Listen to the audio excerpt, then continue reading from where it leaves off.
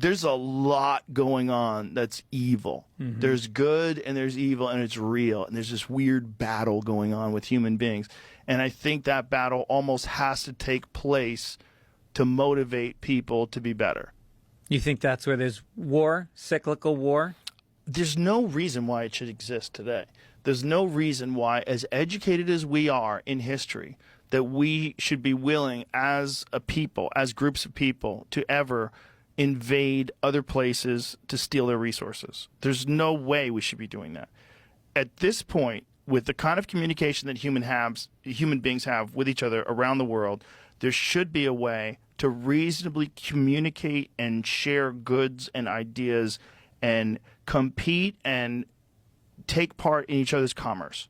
I sell to you, you sell to me, everybody gets along. This should be totally doable in 2024. The fact that it's not and that no one thinks it's ever going to be is what's terrifying about being a person.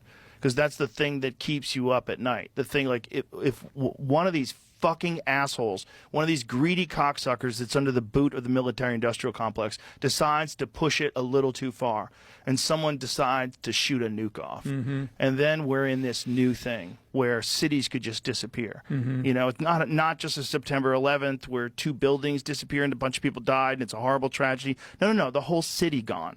Boom. One city down. Now, shut the fuck up or we'll bomb all your cities.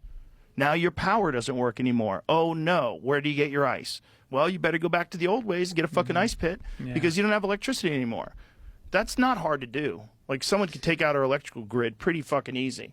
And these assholes that are in charge of the world in all countries that are still playing this fucking game of maybe we'll kill you all.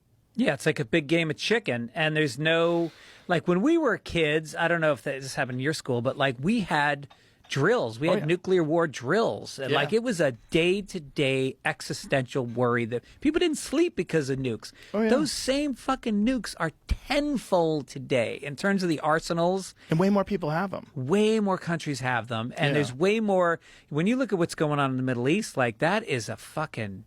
That is going to explode at some point, and it's going to happen fast because there's all these alliances where if one country does it, 8 others are going to do it the same day. Peter Thiel was talking about that it's the ultimate dilemma when it comes to nuclear power, because nuclear power is more efficient than other power, and it's actually greener. It's probably safer for the environment, especially with the kind of nuclear reactors are capable of building and designing today. But they didn't realize that if you give someone nuclear power, it's really easy to turn that into nuclear weapons. They thought it was a lot harder than it was, and they did it for India. And he was saying then they realized, like, India got the nuclear weapon. And it's like, oh. Okay, so now we can't just give everybody nuclear power, because then you have everybody has nuclear weapons. And what if it's some fucking warlord who's on amphetamines in the middle of the Congo and he decides he's going to nuke his neighbor? You know, people can get crazy. Especially if they have a lot of money. You know, they're selling drugs, or they're kidnapping people, whatever they're doing. They got a lot of money, and now they have a nuclear weapon. North Korea, man. Once North Korea has it, it's a fucking... They have it. Do they? Yes, North Korea has nukes. No shit. Yes. Yeah, oh, they don't have the long-range delivery systems They yet. say they do now. Yeah.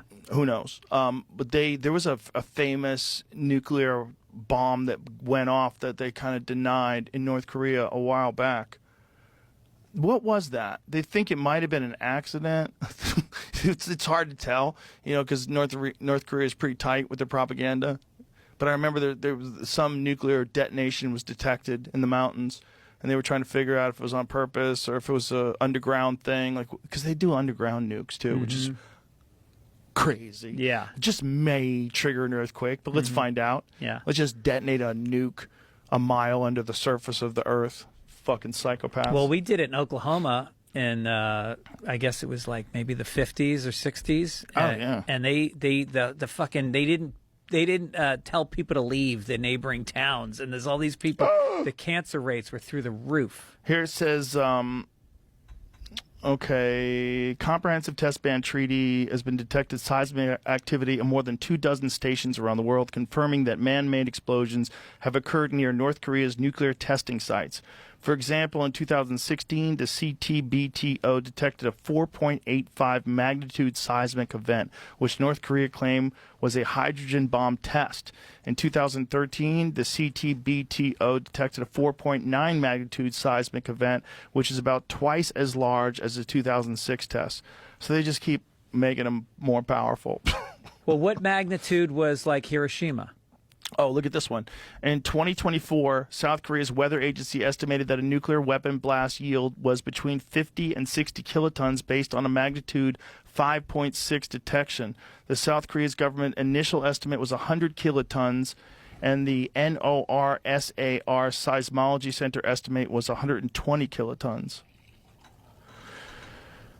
It's so crazy that a crazy person, just some fucking maniac dictator has that.